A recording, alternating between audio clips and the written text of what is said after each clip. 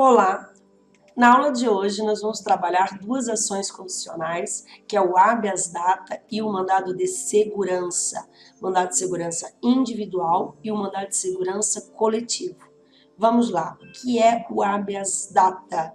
Bem, habeas data é uma ação constitucional de natureza civil e submetido a um rito sumário que tem por objeto a proteção de um direito líquido e certo do impetrante de obter, de conhecer, de tomar ciência de informações e registros sobre a sua pessoa, ou seja, informações personalíssimas que sejam constantes, que estejam em repartições públicas ou particulares, mas que tenham acesso ao público, para eventual retificação ou anotações de esclarecimentos em seus dados pessoais, ou apenas para tomar ciência.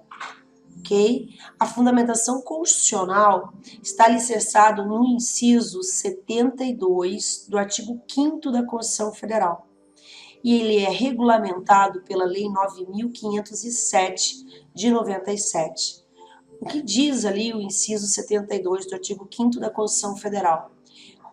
Conceder-se-á habeas data para assegurar o conhecimento de informações relativas à pessoa do impetrante, constantes de registros ou banco de dados de entidades governamentais ou de caráter público, e para a retificação de dados, quando não se prefira fazê-lo, por processo sigiloso, judicial e administrativo. Podemos incluir aqui mais uma situação, mais uma hipótese que vem da Lei 9.507 de 97, que é para fazer uma anotação, observação nesses dados sobre algum esclarecimento, sobre alguma observação mesmo do que aconteceu, se está sub júdice. Então foi incluído pela Lei 9.507. Bem, com relação ao que é caráter público, o artigo 1º da parágrafo único da Lei 9.507 diz que caráter público é todo registro ou banco de dados contendo informações que sejam ou possam ser transmitidas a terceiros ou que não sejam de uso privativo do órgão ou entidade produtora ou depositária dessas informações. Ok? Com relação à legitimidade ativa impetrante, quem pode propor o habeas data?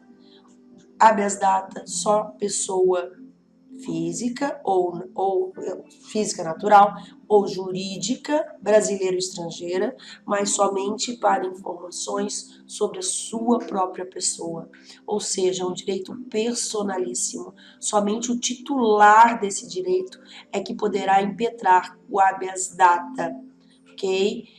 Agora, a jurisprudência flexibiliza essa questão com relação a herdeiros, quando busca informações do falecido, tá? Em razão de defesa de honra, o nome da família ou do próprio falecido, e justifica e se autoriza a jurisprudência a poder também impetrar o habeas data. E a legitimidade passiva do habeas data, o impetrado, quem é? Bem, nós temos aqui qualquer pessoa jurídica de natureza pública ou privada, desde que tenham dados referentes às pessoas naturais ou jurídicas. Importante também indicar quem é a autoridade coatora, quem tem poder de oferecer essas informações ou se negou a oferecê-las. Incluí-lo também no polo passivo dessa demanda. E quem pode figurar no polo passivo da demanda? Órgãos da administração pública direta e indireta, bem como entidades de caráter público ou entidades privadas que prestam serviço público, seja por meio de concessão, permissão, licença, autorização. Exemplo aqui que nós podemos colocar, SPC, o Serasa, com relação a entidades privadas que oferecem, tem banco de dados que oferecem consulta pública. E nós temos, por exemplo, registros da Agência Brasileira de Inteligência, a ABIN, seria um exemplo hoje também de ser um banco de dados governamental, de natureza governamental. Bem, vamos adiante. Qual é a finalidade, portanto, do habeas data? São 3 finalidades de acordo com a lei que rege o habeas data.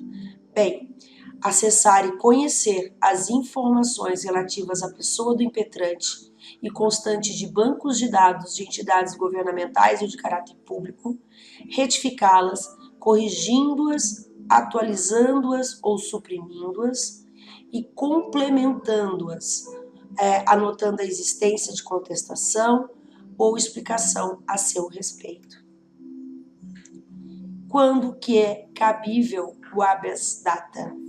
Bem, antes de mais nada, para poder, com uma condição da ação, é imprescindível que haja a recusa administrativa ou o transcurso de um determinado prazo sem que haja a prestação dessas informações ou a sua retificação ou a sua complementação, certo? Sob pena de carência da ação. Por quê? Porque interesse de agir é a utilidade e adequação do instrumento utilizado, ou seja, vai se conseguir obter algum resultado, esse processo vai ser útil? Então, a utilidade, nesse caso, vai surgir quando há resistência. A lide não é um conflito de interesses caracterizado por pretensões existidas. Então, a necessidade de se entrar com o pedido administrativo e ter a recusa é para caracterizar a lide, para caracterizar essa resistência, certo? Então, em diante disso, a Lei 9.507, no artigo 8º, que fala, parágrafo único, que fala sobre a petição inicial do habeas data, ele fala que a petição inicial ele tem que estar instruído com a prova da recusa do acesso às informações ou o decurso do prazo de 10 dias sem que haja prestado essas informações, ou a recusa em fazer a retificação ou o decurso de mais de 15 dias sem decisão, ou a recusa de fazer a anotação para esclarecimento, para contestações, ou o decurso de mais de 15 dias sem que haja decisão nesse sentido. Então, ele vai ter que juntar essa prova na petição inicial como uma condição da ação. Bem, além, importante mostrar que, diferente do habeas corpus, que ele não precisa de advogado, o habeas data ele exige a capacidade postulatória, ou seja, para ir em juízo. Se a parte não tem, ele vai ter que contratar um advogado para poder exercer essa capacidade postulatória em seu nome. Além disso, ela é uma ação isenta de custas, é gratuita, mas mesmo assim necessita de advogado, certo? E outro detalhe, na ação de habeas data não há necessidade que o impetrante revele quais os motivos, quais a importância daquelas informações. Não precisa provar que aquelas informações são imprescindíveis para eventual proteção ou defesa de um direito seu. Isso não importa. Por quê? Porque são informações sobre a pessoa do impetrante. E nesse caso, é uma materialização de um direito da personalidade, nato de qualquer ser humano. Então, nesse sentido, ele não precisa ter um motivo, não precisa estar justificado do porquê ele quer essas informações. Basta ele querer essas informações, porque são informações que ele dizem respeito à sua pessoa. E outro detalhe, ela é uma ação que não tem prazo prescricional ou prazo decadencial. Ou seja, em qualquer momento, a pessoa pode buscar essas informações a seu respeito. Detalhe aqui importante, direito à informação não se confunde com direito à certidão. Direito à informação significa ter acesso a informações constantes em bancos de dados públicos ou de natureza pública. A base está lá na Lei 9.507 de 97 e tem como instrumento de tutela constitucional o habeas data. Já o direito de certidão, ele visa declarar a existência de algum fato ou de algum ato já ocorrido. Então, você já tem ciência que ele já ocorreu, só que você precisa de uma certificação de uma certidão. A base legal é a Lei 9.015 de 95. E nesse caso, o instrumento constitucional de tutela vai ser um mandado de segurança. Então, quando se busca uma certidão negativa, por exemplo, a própria certidão de nascimento, a certidão de casamento, certidão de óbito, a certidão de inteiro teor da justiça, uma certidão da faculdade de horas cursadas, tudo isso é direito de certidão. Se houver uma recusa injustificada, vai haver a violação de um direito líquido e certo, no caso, direito líquido e certo à certidão, que não vai ser amparado nem por habeas corpus e nem por habeas data. E, diante disso, utiliza-se um outro instrumento, que é o mandado de segurança. Vamos lá, uma última observação aqui a respeito do habeas data. O direito de receber dos órgãos públicos informações de interesse próprio em sede de habeas data não se reveste de caráter absoluto, cedendo passo quanto aos dados protegidos por sigilo em prol da segurança da sociedade e do Estado. Então, nos termos do inciso 33 do artigo 5º da Constituição Federal, o acesso a informações de órgãos públicos não abrange aquelas cujo sigilo seja imprescindível à segurança da sociedade e do Estado. Para tanto, eu recomendo vocês darem uma olhada na Lei 12.527 de 2011, que é a Lei de Acesso à Informação. E ele classifica as informações em informações ultra secretas, secretas e só as restritas, no caso. A ultra secreta permite um prazo de sigilo de 25 anos, para se ter uma ideia. A secreta já é de 15 e a que tem pequenas restrições, 5 anos. Então, dê uma olhada na lei, que ela é bem completa, pode elucidar algumas questões importantes. Bem, vamos aqui ao nosso próximo instrumento de estudo, que é o mandado de segurança. Vamos lá. Conceito e fundamentação constitucional. Mandado de segurança individual, ele está fundamentado no inciso 69, do artigo 5º da Constituição Federal e veio regulamentado pela Lei 2016 de 2009. Concede-se mandado de segurança para proteger direito líquido e certo quando não for amparado por habeas corpus ou habeas data, sempre que, em razão de uma ilegalidade ou em razão de abuso de poder, qualquer pessoa física ou jurídica, brasileira ou estrangeira, vier a sofrer violação ou houver um justo receio de sofrê-la por parte de autoridade, seja de que categoria for e sejam quais forem as funções que essa autoridade exerça. Isso lá conforme o conceito legal previsto no artigo 1º da Lei 12.016. E quais as hipóteses de cabimento do mandado de segurança? É cabível em face de todo ato comissivo, ou seja, de ação, ou omissivo, de não ação, emanado de autoridade de quaisquer dos poderes em todas as esferas do governo, seja federal, seja distrital, estadual e municipal. E o âmbito de incidência vai ser residual, é uma ação chamada de residual. Por quê? Porque ela só vai ser usada se não for hipótese de habeas corpus ou habeas data, tá? E assim é possível o manejo do mandado de segurança diante de uma ilegalidade e de um abuso de poder, a fim de proteger em face de uma lesão ou ameaça de lesão a direito líquido e certo. E o que é esse direito líquido e certo? Bem, direito líquido e certo é aquele demonstrado de plano, através de provas pré-constituídas, provas documentais, onde não há incerteza a respeito dos fatos narrados pelo declarante, pelo impetrante. Se a existência do direito for duvidosa, se a sua expansão ainda não estiver delimitada e que precise de dilação probatória, ou seja, a produção de outras provas em juízo, como perícia, como prova testemunhal, inspeção judicial, não é possível utilizar-se o mandado de segurança, mas nada impede que se ingresse com uma ação ordinária.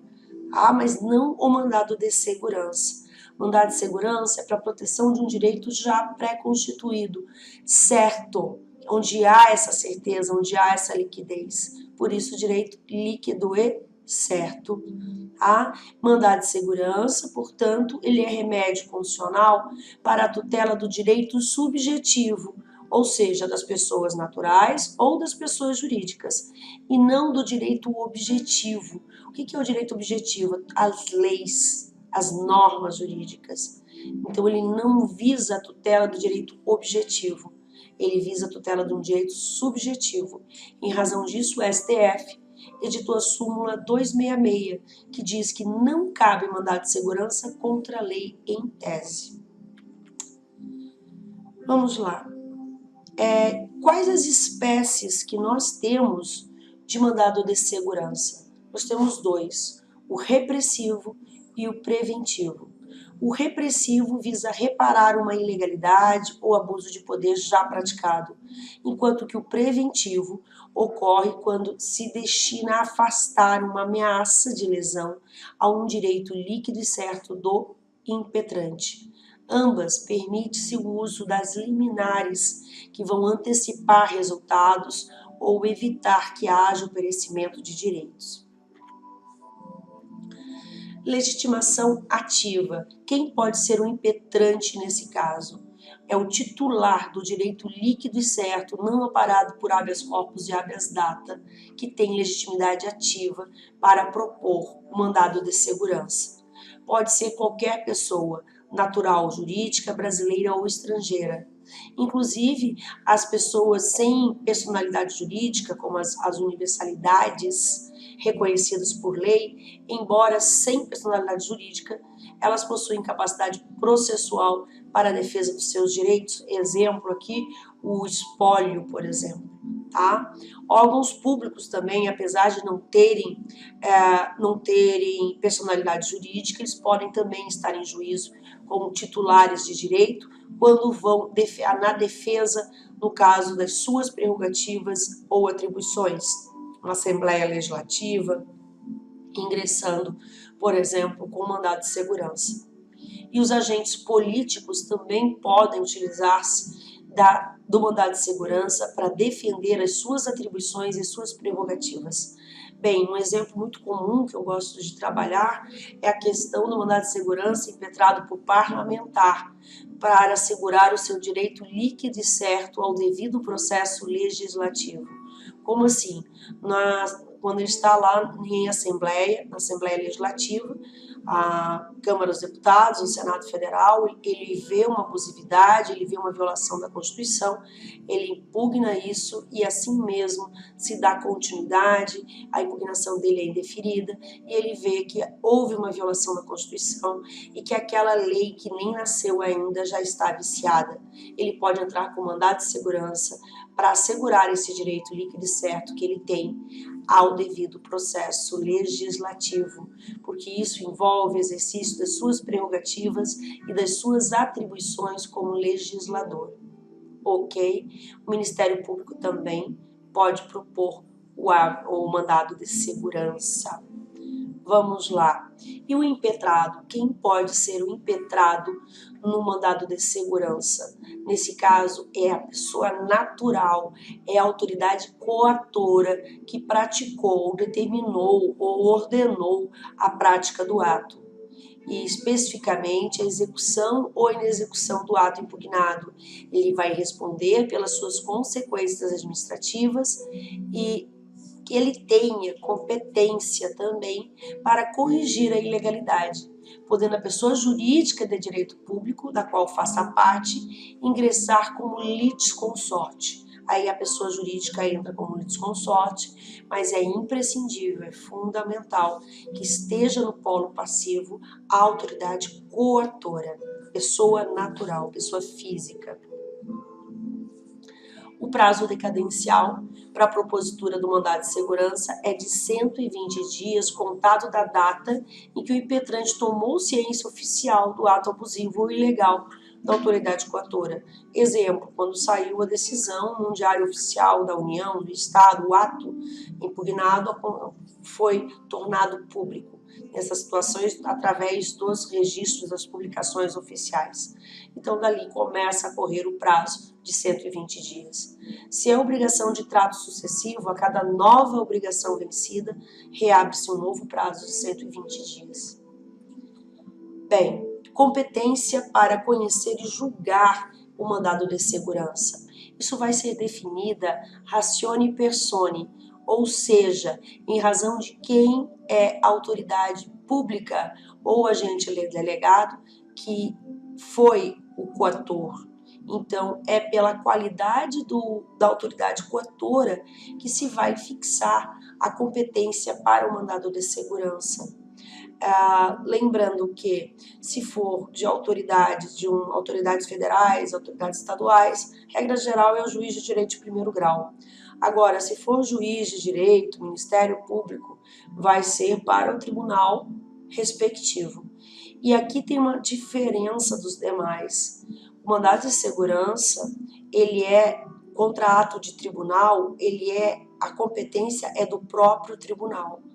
Olha aqui como está em destaque.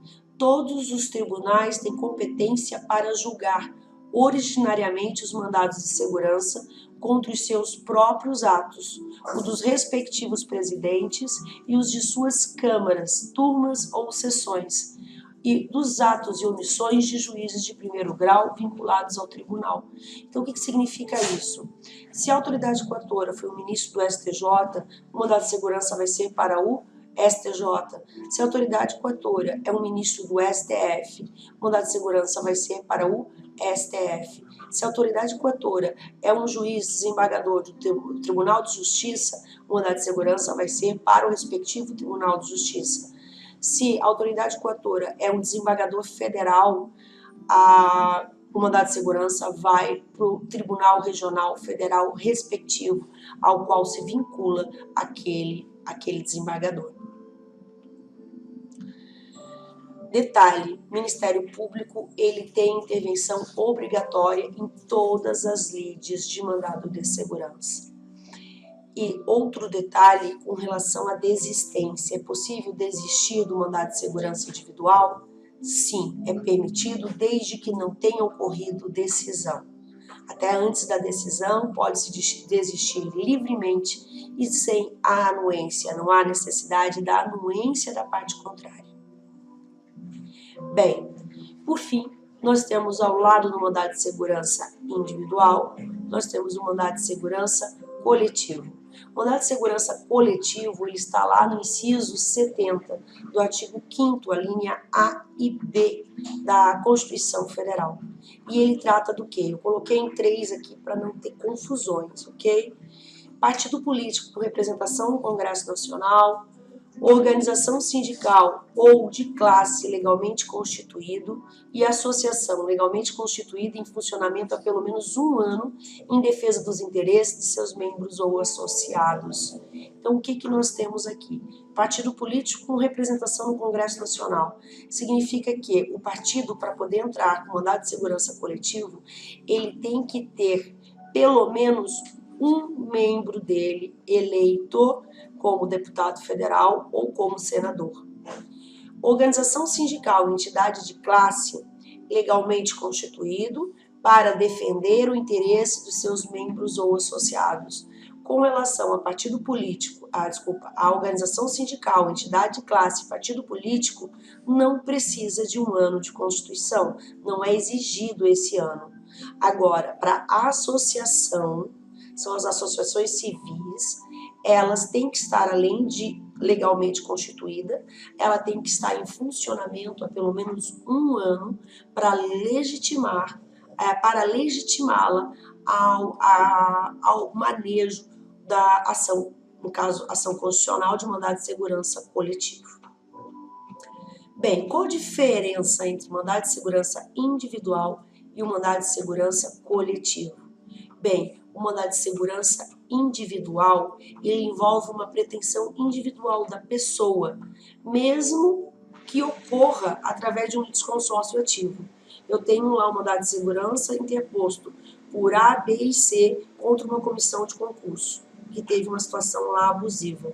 Gente, não é porque há um litisconsórcio no polo ativo que vai fazer com que a ação torne-se uma ação de caráter coletivo. Ele continua sendo individual, porque cada um está ali numa acumulação de ações, mas exercendo pretensões individualizadas, singulares.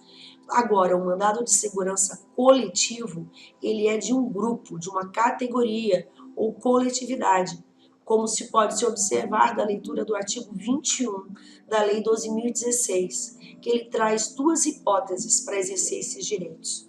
Coletivos, ou seja, direitos coletivos vão poder ser utilizados, defendidos através do mandado de segurança coletivo.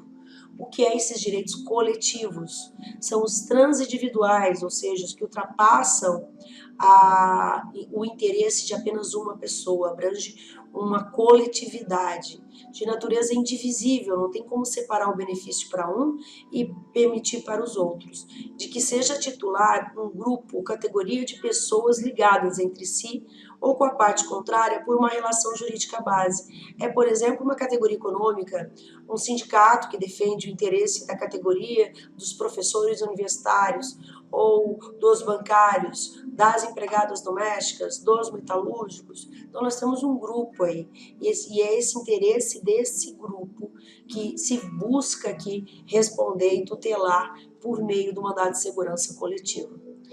A segunda hipótese é no caso de direitos individuais homogêneos, ou seja, são aqueles que decorrem de uma origem comum e da mesma atividade ou situação específica, da totalidade ou da parte dos associados ou membros do impetrante. Como que funciona isso?